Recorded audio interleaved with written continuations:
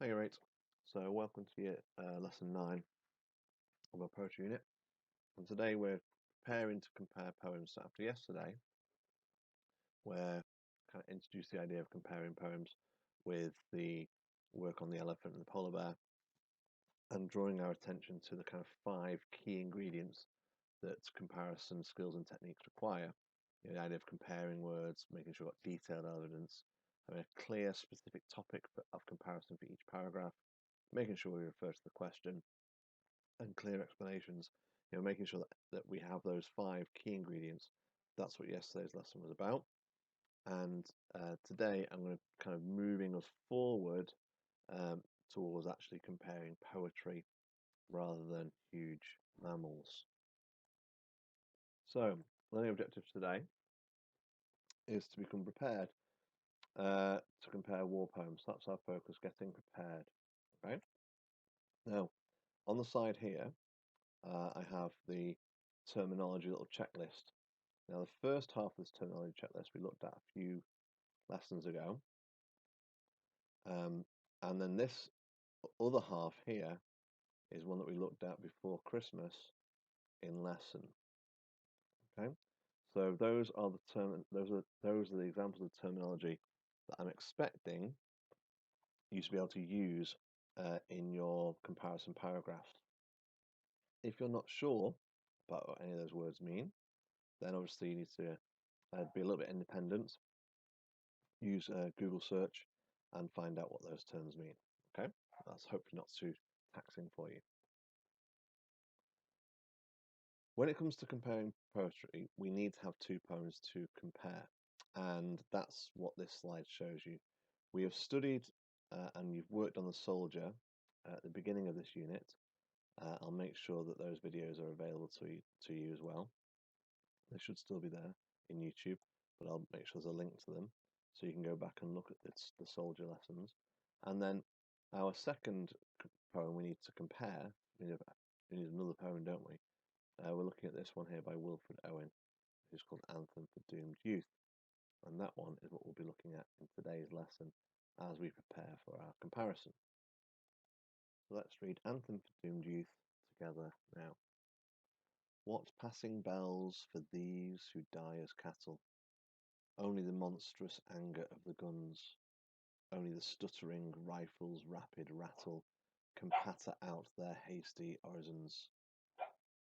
No mockeries now for them, no prayers, nor bells, nor any voice of mourning save the choirs, the shrill, demented choirs of wailing shells, and bugles calling for them from sad shires. What candles may be held to speed them all? Not in the hands of boys, but in their eyes shall shine the holy glimmers of goodbyes. The pallor of girls' brows shall be their pall, their flowers the tenderness of patient minds, and each slow dusk a drawing down of blinds. So quite a rich poem there with lots of kind of vivid images and ideas about Wilfred Owen's view of war as he saw it. He wrote this poem while he was in hospital recovering from injuries sustained in battle. And while he was in that hospital, he basically was, contemplating the uselessness, the pointlessness of the fighting, and the kind of the waste of all this, the life that he was seeing around him. Um, so we're looking at quite a depressing, negative, bitter poem here, as Wilfred Owen reflects on his experiences. In the first line, we have a really powerful question. What passing bells for these who die as cattle? The idea of the bells ringing out from church towers or from maybe from people's houses, even if they've got handbells, to celebrate the soldiers. But for Wilfred Owen, he's kind of reducing these soldiers to being cattle who are just being slaughtered. Okay, so that dyer's cattle refers to the slaughter, the thousands of deaths that are happening in World War One. Not the honourable or the noble death that these soldiers possibly would have wanted, but this kind of pointless death, almost inhumane death that animals would be treated to rather than humans. The poem relies on quite a lot of sound effects, and the first one here is because it's referring to the idea of bells. Well, Wilfred Owen is saying, no, they don't hear bells. There's no bells at the front line in World War One. What they do hear is the monstrous anger of the guns, and that particular line with the phrase monstrous anger is really quite descriptive and giving the guns emotions as an example of personification. It's not just the massive guns, the huge cannons and artillery fire that the soldiers can hear. The other sounds that surround them are the stuttering rifles' rapid rattle, and kind of those smaller guns that are kind of constantly rattling off and being fired. And the use of the R sound here, rifles' rapid rattle, is another use of kind of language techniques, as the alliteration makes those words really stand out. Compatta out the hasty orisons. So, worth looking up that word orisons if you're not sure what it is. And patta kind of means to put out, kind of to kind of stop and to kind of overpower. No mockeries now for them, no prayers nor bells. So mockery is kind of fake, almost humour, kind of laughing. There's nothing kind of enjoyable or fun or positive here in this environment where they're in. They might have gone there for a bit of a laugh. They might have had quite a bit of a fun idea of what war might be like, but there's not. It's just nothing like that. Those ideas are just mockeries, and there's no humour. There's no kind of pleasant aspect at all in this war. There's no prayers, and there's no bells. There's no voice of mourning. In fact, there's no. They can't hear any voices missing them or regretting they've gone or any kind of loved ones kind of words. The only sound they get are these choirs. You think, oh, that's quite nice, singing choirs. Although, for Wilfred Owen, the choirs are of wailing shells. Okay, the only sound that they might be hearing to do with home is the bugles from their sad shires. A shire is a kind of county like Cheshire or Lancashire, a kind of a region of England where the soldiers have originally come from. Again, the alliteration with the S sound of sad and shires. The poem moves forward here in the second chunk, the second stanza in this sestet, and we see a second question. We have the first question up there in the first line, and we have a second question here in line 9.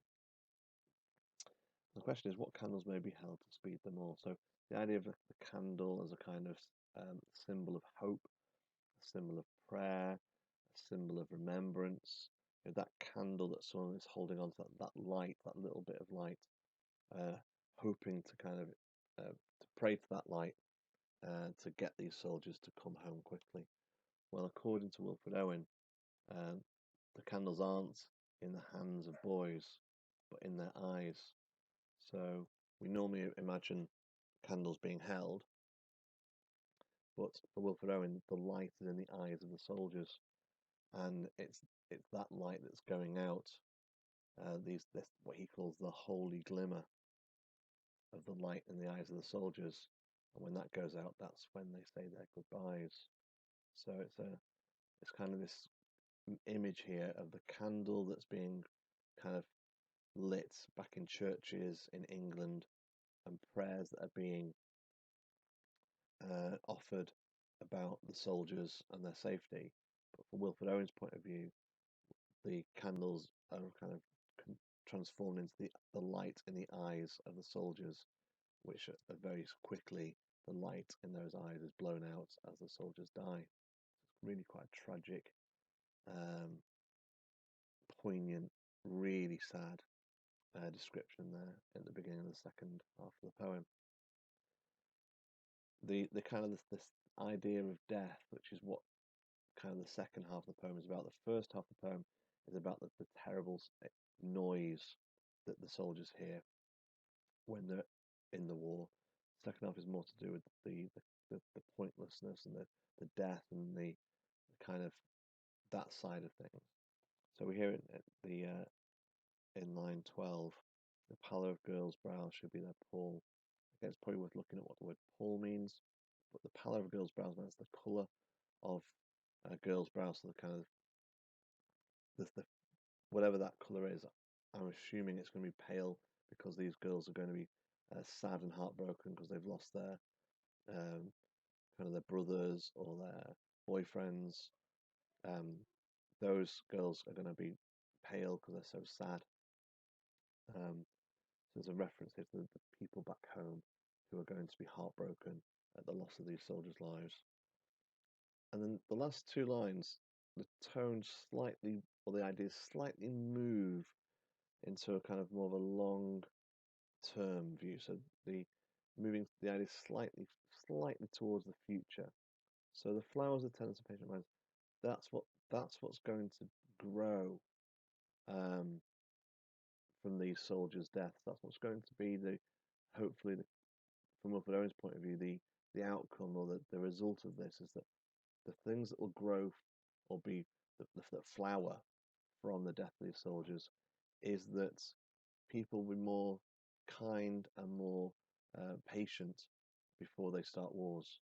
So the sense that the soldiers have died, but the lessons that have been learnt will hopefully prevent more wars from happening.